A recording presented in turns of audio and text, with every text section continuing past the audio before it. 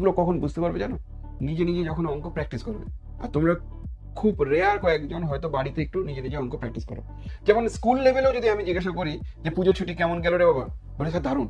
আমি যে অঙ্ক করেছো তো, না অঙ্ক পড়েছো তো, এরকম কথাই বললাম, হয়তো টার্মটা এই ছিল যে অঙ্ক পড়েছো তো, না বাকি সাবজেক্টগুলো খালি করেছো, অঙ্ক পড়োনি। অঙ্ক স্যার আবার পড়ে হাসতে শুরু করে দিল সব, বলে অঙ্ক পড়তে হয়, আমি তো জানতাম না স্যার অঙ্ক নাকি পড়তে হয়।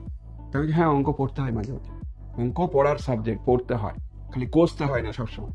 তো ওরাও ওই চাপে পড়ে যাচ্ছে, মানে সবাই বলছে অঙ্ক স্যার পড়তে হয়, বলে অঙ্ক ছাড়া বাকি সব সাবজেক্টগুলো নাকি পড়েছে, সেটা নাকি ঠিকঠাক করে দেখেছে।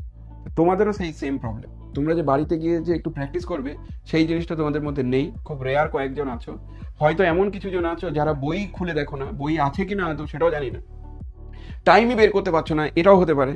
তাহলে যদি টাইম না বের করতে পারো, তুমি যদি পড়াশোনার মধ্যে না আসতে পারো, যেগুলো পড়াচ্ছি সেগুলো যদি রিভিশন করার সুযোগ না পাও, বেকার পড়ছো, এই পড়ার কোনো মানেই হয় না। বাবা মাকে তুমি লজ্জা দিচ্ছ, বাবা মাকে লজ্জা দেওয়ার থেকে ভালো টার্ম হচ্ছে ঠকাচ্ছ। বাবা মা ভাবছে যে দারুণ পড়াশোনা করছে, কলকাতায় গেছে, সে অদ্ভুত রকম পড়াশোনা করছে। এবার ছেলে আর মেয়ের যে ডানা গজিয়ে গেছে সেটা আর বুঝতে পারছে না। ডানা গজানোটা একবার বুঝতে পারছে, কখন? রেজাল্ট বেরোনোর সময়। আর রেজাল্ট বেরোনোর পর যখন বুঝলো যে তো ডানা গজিয়ে গেছিলো, তারপরে দেখালো 1 মাস 2 মাস ধরে বাবা মেয়ের সঙ্গে কথা বলছে না, বা মা মেয়ের সঙ্গে কথা বলছে না, বা মা ছেলের সঙ্গে কথা বলছে না। এবার কিছু কিছু ছেলে বলে যে বইয়ে গেল, কথা বললো না, তো ভালো, এবার তো আরো বেশি উড়াবো আমি, ডানা গজিয়ে গেলে যা হয় তো ওই উড়াচ্ছ। আর তোমাদের কারো নড়ন চড়ন নেই, আমি সেটাই বুঝতে পারি না।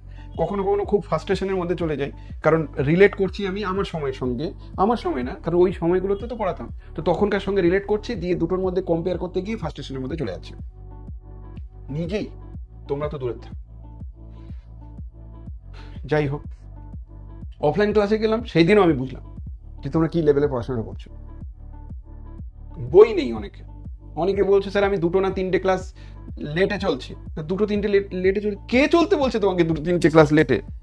আমি বলেছিলাম তোমাকে 2টো 3টে ক্লাস লেটে চলো, একসঙ্গে সঙ্গে চললে তোমার বিপদ হয়ে যেতে পারে। তো লেটে চলছো, নিয়ে নাও, ওভারকাম করো, 2টো দিন দেখলেই তো হয়ে গেল। ওকে।